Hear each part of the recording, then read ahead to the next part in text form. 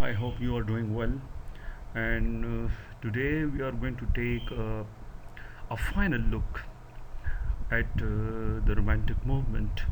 And this is a kind of journey through one of the most fascinating periods in literary history, the Romantic period. By the end of this lecture, I hope you will have a clear picture of when it began, what it stood for, the poets who truly brought it to life. The question is, when did of this begin? The Romantic period took shape at the end of the 18th century. We are talking roughly about the 1780s and 1790s, and it ran all the way through to the 1830s. That is about half a century of some truly remarkable poetry. Now, before Romanticism came along, the dominant style was what we call New Classicism. Think of words like Alexander Pope and Dryden, whose poetry is very structured, very formal, very rational. The Romantics essentially pushed back against all of this. That they said, we want feeling, we want imagination, we want nature. And that shift changed literature forever. At the core of Romantic poetry, you will find three big things, themes or features or whatever you call it, coming up again and again.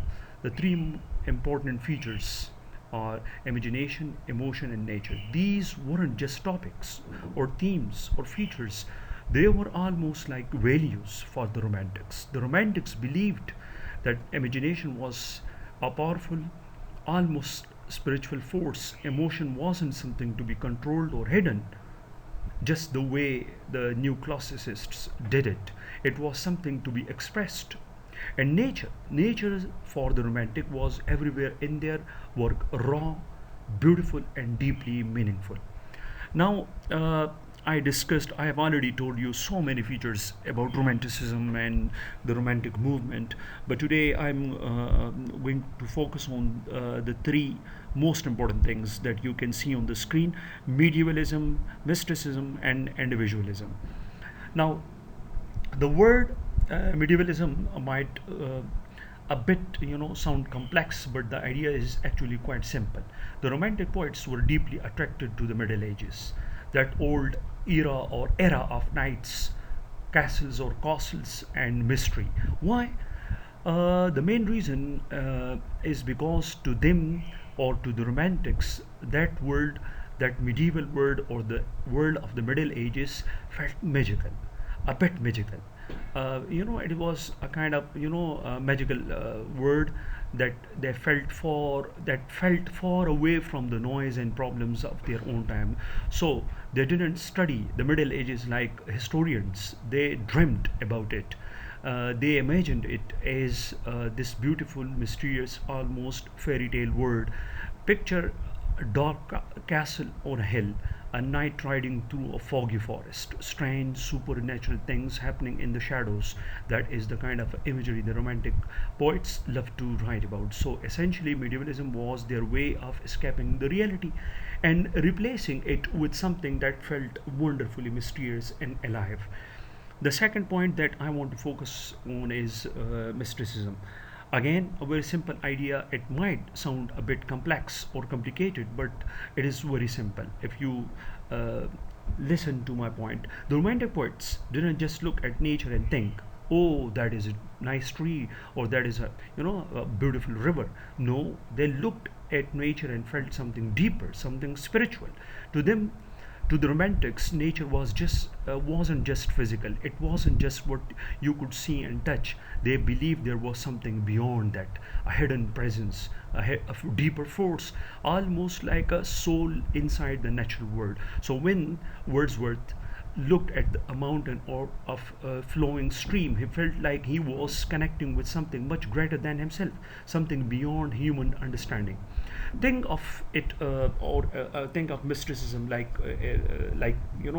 have you ever stood somewhere real beautiful, maybe the sea or the open sky full of stars, and felt something you couldn't quite explain? That feeling that there is something more out there, that is exactly what the Romantic poets were expressing through mysticism. The third important point that I have already discussed is individualism. And this one is actually quite closer to our own time and our own way of thinking. So you will relate to it very easily. Simply put, individualism means the romantics place enormous importance on the self, on the individual human being, on personal experience, personal feelings, and personal identity. Now, remember, before the Romantics, literature was very much about society, about rules, about what was proper and acceptable. The individual didn't matter that much.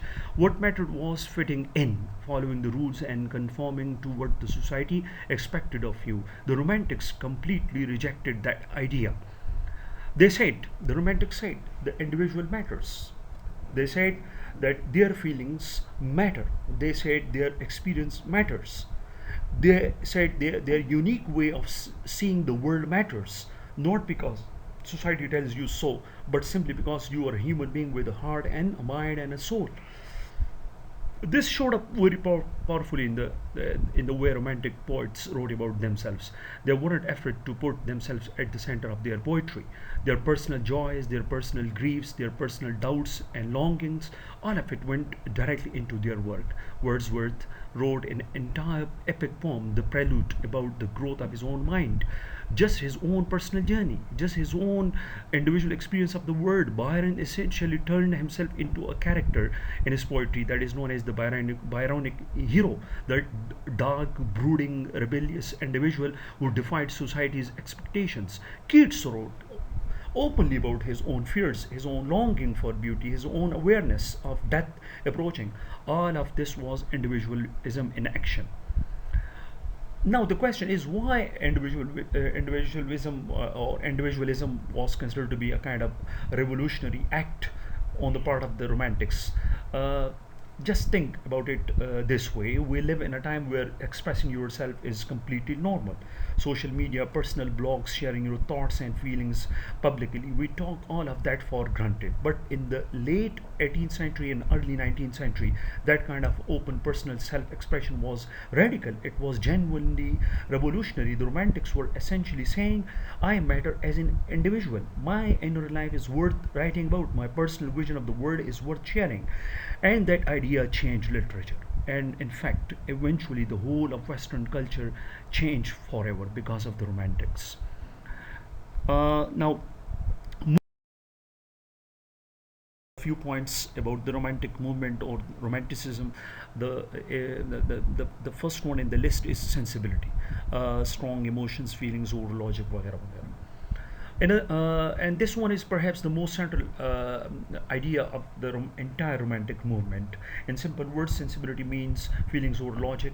The romantic poets believed that your emotions, your heart, your inner feelings were more important, more truthful than cold, hard logic and reason. Now remember, before the Romantics, the world was very much about reason and rational thinking. Everything had to make sense.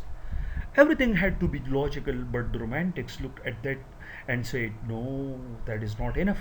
Life is not just about thinking, life is also about feeling. So they poured strong, powerful emotions into their poetic works.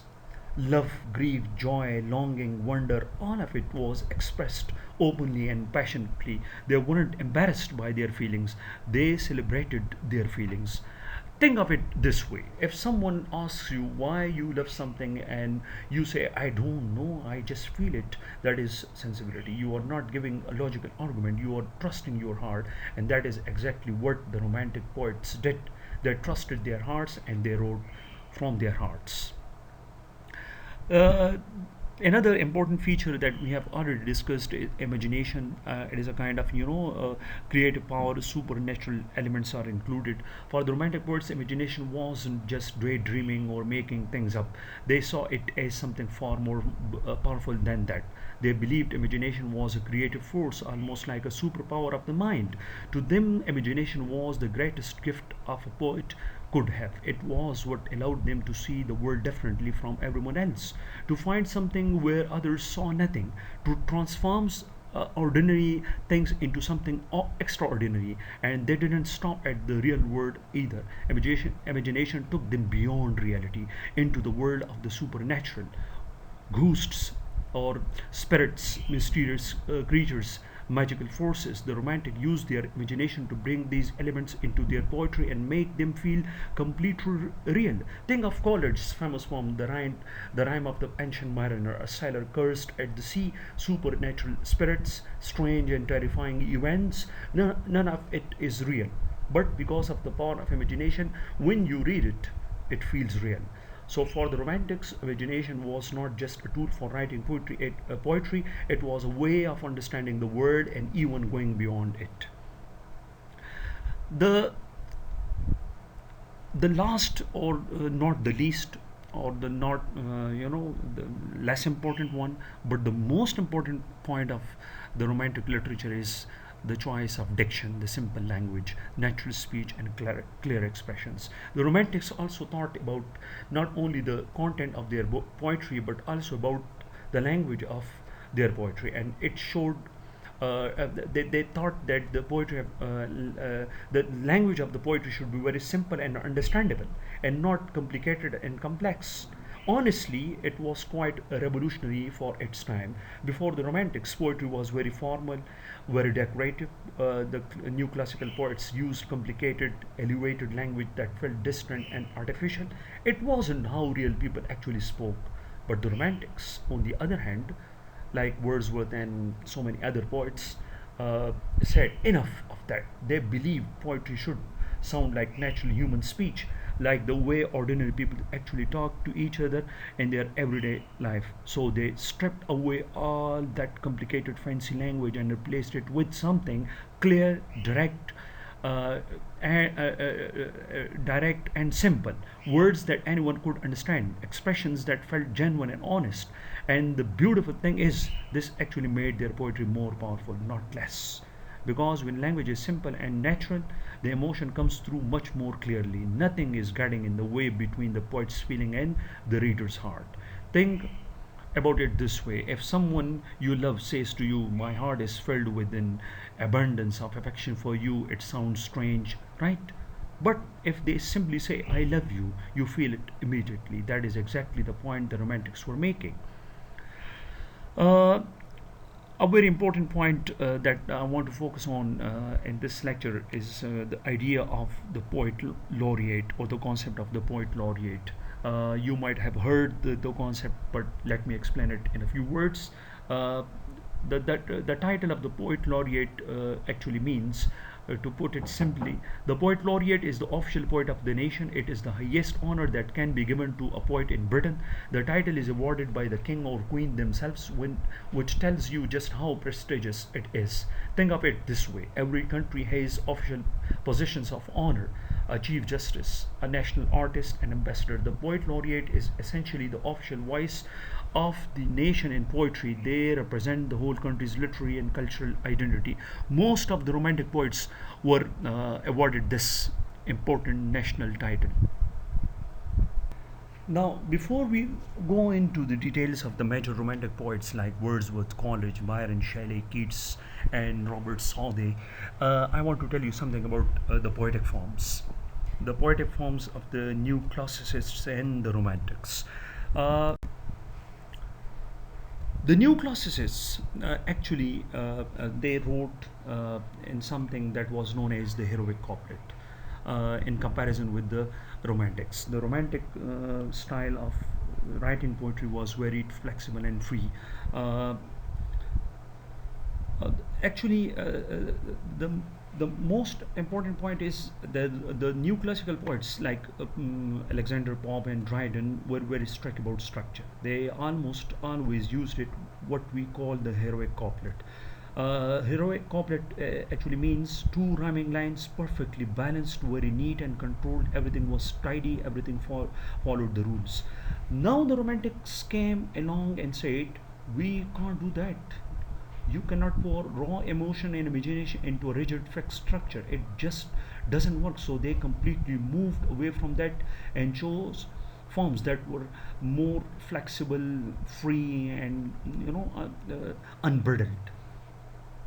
uh, Romantic poetry, on the other hand, is the poetry of the earlier age was known as the classical poetry. So Uh, the romantic poetry, or the poetry composed in the romantic age, is also known as lyrical poetry.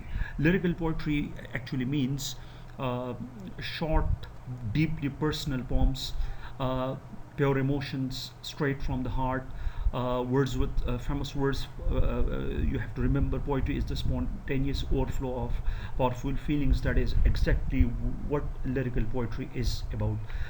They also chose some more important things like the blank verse. This one has rhythm but no rhyme, and that makes it sound very natural, almost like someone just thinking about out loud, or having a quiet conversation with themselves. Wordsworth and Coleridge used this a great deal. They also adopted the style of the ballad. Think of this as a poem that tells a story, simple, musical, easy to follow. Wordsworth and Coleridge's lyrical ballads made this form very popular, again using it to write about ordinary people and supernatural events.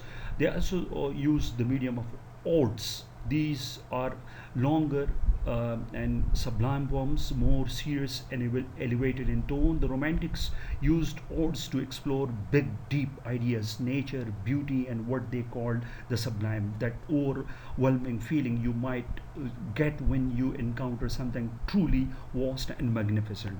They also use the sonnet structure. They adopted the structure, the classic 14-line poem. Keats, Wordsworth, Shelley, and so many other romantic poets loved this form and used it beautifully to reflect on nature, beauty, and personal thoughts. They also adopted the Spenserian stanza, 9 lines with a rich musical flow. Byron and Keats were particularly fond of this one because it gave them both structure and room to breathe at the same time. So the big idea in the forms of poetry related to the Romantics is Romantics believed in something called organic form, and this is really important concept. So you have to remember, organic form simply means that this the shape of a poem should grow naturally from its feeling. The emotion comes first, the content comes first, and then the form follows. But for the new classes, it wasn't like this. They did the opposite. They had a fixed, structure. They poured their ideas into it, whether it fit or not. The Romantics said, no, let the poem find its own shape. Let the feeling decide the form. Think of it like this: if you are extremely upset and need to express something, you don't stop and thinking about grammar and structure first, do you? You just speak. The natural, honest outpouring. That is the spirit of the organic form, and that right there is one of the most fundamental differences between New Classicism and Romanticism. The New Classical poets actually focus more on the structure than on the expression of their ideas. But the Romantics, they actually they wanted to express themselves in any way that was considered to be the, the, the most suitable form, whether it is ode or sonnet or ballad or blank verse or the Spenserian stanza or whatever. Now let's move to poets of the Romantic age. There are many poets who wrote during this period, but today we are going to focus on six significant ones. Wordsworth, William Wordsworth, Samuel Taylor Coleridge, Byron, P.B. Shelley, John Keats, and Shelley. Let's go through them one by one. Wordsworth and Coleridge are really where it all begins. These two were close friends and collaborators, and together they essentially launched the Romantic movement in England with their joint publication of the lyrical ballads in 1798. Wordsworth had this extraordinary ability to look at the natural world and turn it into something profound. His poetry was grounded, accessible. He wrote for ordinary people and their everyday feelings. He believed poetry should speak to the heart, not just intellect. Coleridge came at it from a slightly different angle. He was shaped by earlier political experiences, influenced by his teachers and his friends and poet like William Bowles, who made Coleridge special. Was what made Coleridge special was his deep curiosity about human nature. He used poetry almost like lens to examine their inner workings of the human mind and soul. That is what makes his work feel so timeless and relatable. Then we have John Keats, who came a little later in the period. Keats was absolutely obsessed with beauty and imagination. They were central to almost everything he wrote. He also gave us one of the most interesting ideas in all of the romantic thinking, the concept of negative capability. This is the idea that a great poet should be, at ease, sitting with uncertainty and doubt without anxiously reaching for facts or logic. It is a remarkable concept, and we have to explore it in the poems of John Keats in the coming lectures. Finally, we have Shelley, who stands out from others in a really interesting way. Shelley didn't abandon reason the way some romantics did. He cared deeply about morality, about ethics, about what poetry teaches us. His work carries a strong sense of purpose and social responsibility. He also had this remarkable gift for capturing melancholy, that deep, bittersweet sadness in a way that feels almost musical on the page. Now, focusing on the most important poet of the Romantic period, William Wordsworth. I have given you a list of his important major works. You have to remember, you have to memorize some of the titles of his poems, and you have to at least study the main themes. If we have time, we will be focusing on the themes of some of the titles in this list. But some of them are very important. You have to study some of them for the sake of your understanding of the Romantic age. Coleridge, and I have given you the name, the titles of his major poems, like the Rime of the Ancient Mariner and so many others. And then we have his prose and criticism, like lyrical ballads, and the most important one, in fact, is Biographia Literaria, is his prose work. And then we have his titles of the drama and key collections, like poems on various subjects and etc. Then we Lord Byron. His major works include like Hours of Idleness and English Bards and Scotch Reviewers, वगैरह वगैरह. And then we have P.B. Shelley. The major works of Shelley include Ode to the West Wind and Ozymandias, Music to a Skylark. And you move on. I have given you a list of the important works of Lord Byron and Shelley. Keats and his the list of his major works. And then we have this Robert Southey, and a prominent lake poet and poet laureate, and his key poetry and literary works, poetic works. To conclude, Wordsworth and Coleridge began the Romantic movement with new ideas and a fresh way of thinking. Later, Keats and Shelley took it to a higher level with more refined and powerful poetry. All these poets played an important role in making the Romantic literature meaningful and appealing to people from all walks of life. Their work is full of deep emotions, feelings, and imagination. As a result, the Romantic period gradually replaced the New Classical Age because readers preferred its emotional and uplifting style over the strict logical approach of the earlier literature. The Romantic period changed the whole complexion of English literature during the 19th century. The Romantic movement started with lyrical ballads in, as I have already discussed, told you so many times, 1798, which was written by Coleridge and Wordsworth jointly. This new age of Romantic poets broke the traditional classical style of literature writing, which was primarily written for higher class of people. As the people of the 18th century experienced only the classic form of literature, the people of the 19th century, on the other hand, experienced a completely new and refreshing form of English literature. This so-called Romantic period ended in 1837 by covering only one-third of the century. Romantic period poets were very different from the traditional poets of the previous century. They included many new elements in their poetry which were completely neglected in the classical era. The Romantic poets induced imagination, individual emotions, sensibility in their poems, and made their poems very reachable to all the classes of the people. Poems with stories of kings, queens, princesses, heroes were replaced by emotional and sensible stories of the common people, which attracted more audience. 18th century poets did not pay much attention to nature in their poetry, but the Romantic poets cherished the connection of man and nature in their works. Romantic writers saw nature as a teacher and a source of infinite beauty. Individualism was given the priority in Romantic poetry. Stories of individuals regarding their passion, daily deeds were given the upper hand, rather than fully general or objective approach in writing poetry. This kind of poetry had a fair amount of reliability and uniqueness to it. The standard form of poetry was easily recognized by some heroic couplets which the classical poets put in their poems for their heroes or kings, whereas the Romantic poets had much more to them, as such as ballads, sonnets, blank verse, and you go on. Thank you so much. I hope you will at least you will watch this video, and you will pay attention to some important points, and you will try to understand the key features and the important features of the Romantic age, and the factors which combinedly made the Romantic poetry and the Romantic age beautiful. And I hope you let me know your questions and queries through your comments on this video.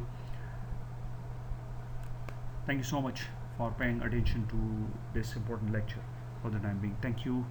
See you in the class.